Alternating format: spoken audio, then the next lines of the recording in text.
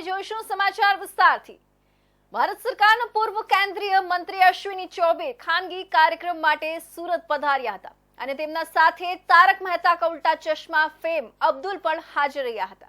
અશ્વિની ચૌબે તેમના સંબોધનમાં સનાતન ધર્મની મહત્વતા અંગે ચર્ચા કરતા જણાવ્યું કે સનાતન રહેશે તો દેશ રહેશે। સુરતની ભૂમિકાની પ્રશંસા કરતા કહ્યું કે આ શહેર દેશને પરિવર્તન આપવાની શક્તિ ધરાવે છે। સુરતના શિવશક્તિ માર્કેટમાં લાગેલી ભીષણ આગ દરમિયાન વિશ્વ હિન્દુ મહાસંઘે બેજોડ મહેનત કરી અને બચાવ કામગીરીમાં મહત્વની ભૂમિકા ભજવી। અશ્વિની ચૌબે 2012માં શરૂ કરાયેલા બિહાર દિવસની યાદો તાજી કરતા જણાવ્યું કે જ્યારે તત્કાલીન મુખ્યમંત્રી નરેન્દ્ર મોદી સુરત આવ્યા હતા ત્યારે મેં તેમને કહ્યું હતું કે એક દિવસ તમે દેશની બાગડોર સંભાળશો। તે સમયે આ શબ્દો પર ઓછા લોકો વિશ્વાસ કરતા, પણ આજે તે હકીકત બની છે। તેમણે બિહાર હુંકાર રેલીની પણ યાદ અપાવી, જ્યાં અનેક અડચણો, વિરોધ અને હિંસાની વચ્ચે પણ બિહારના લોકોએ મજબૂત સાથ આપ્યો। બિહારના લોકોએ લોહી રેડીને પણ નરેન્દ્ર મોદીને દેશનો વડાપ્રધાન બનાવ્યો। તેમણે મહાત્મા ગાંધીને યાદ કરતા કહ્યું કે જેમ ચંપારણમાં ગાંધી મહાત્મા બન્યા, તેમ બિહાર દેશના પરિવર્તન માટે હંમેશા પ્રેરણારૂપ રહ્યું છે। અમે બિહારને વિકાસના પથ પર આગળ ધપાવવાનો સંકલ્પ લીધો છે। વિકાસ જ અમારો એકમાત્ર એજન્ડા છે।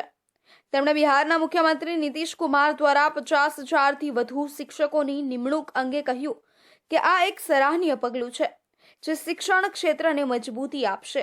2011 में भी आया था, 2012 में बिहार दिवस पर नरेंद्र मोदी जी के नेतृत्व में, और उस समय मुख्यमंत्री थे, उन्होंने, मैं मुख्य अतिथि था और उनकी अध्यक्षता में वो इतना विशाल कार्यक्रम हुआ था, और उस समय बिहार के 50 हुनर को उनके हाथों से स्वागत हुआ था। तभी तो बिहार की सूरत भी बदली और देश की सूरत बदली।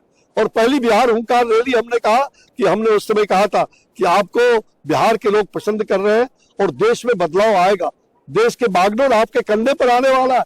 उस समय कोई स्वीकार नहीं कर रहा था, लेकिन निश्चित रूप में बिहार ने अपना खून, मैंने कहा था कि बिहार अपना खून देकर के भी आपको उस ऊंचाई पर पहुंचाएंगे।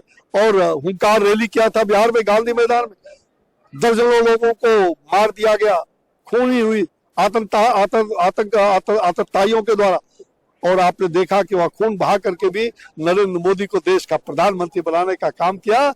यह है बिहार, यह है गुजरात, और गुजरात और बिहार का अन्योन्याश्रय संबंध है। તેમણે પ્રસ્તાવના આપી કે હવે રેલવેની જમીન કબજા કરનારા અને નોકરીના નામે છેતરપિંડી કરનારા લોકો સામે સરકારે કડક કાર્યવાહી કરી છે, જે સાચા અર્થમાં દેશ માટે એક સારા સંકેત છે।